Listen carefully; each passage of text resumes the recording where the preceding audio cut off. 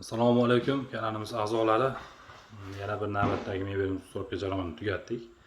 Bu mebelni Asaka tumani GES 5-ko'chaga ustunovka qildik.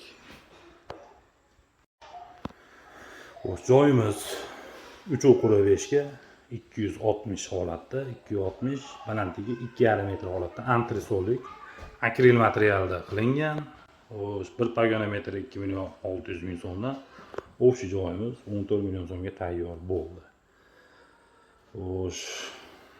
Mebelimiz ichida mo'lkasi bo'lgan, simisitalari, xonadonda kushulkasi bor.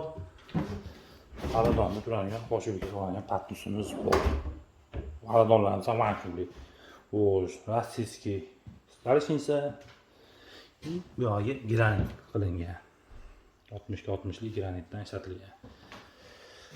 Bu yoqlari dendik. Bu yoqda turbalar bor edi, shuni hisobiga mana bu joyni bekitib qo'ydik. Mana tepasi antresollar hammasi tepaga ochiladi. O'rtalarimiz 100% parkronka. Ichlari ham parkronka. Mikrofonga razvetkasi qo'yilgan. Qo'shimchasi ham bitta razvetka ham bor. Boshqa narsalar ishlasa bo'ladi. Bilimchilari bor. Hammasida mo'lkadan tashqari hammasida polkalari bo'ladi. Tepasida ham, pastida ham. Tashchamiz bor, burchagimiz bunaqa holatda bo'lgan, pastki burchagimiz esa bu holatda bo'lgan. Bundan ishlardan foydalansa bo'ladi. Gaz blokka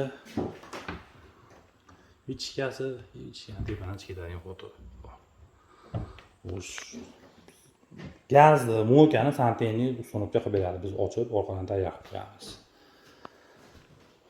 Kimga shunday xizmatlar kerak bo'lsa, ekranlarda ko'ringan raqamlarga aloqa chiqarasizlar. Chiroyli qilib yasab, ustunovka qilib beramiz.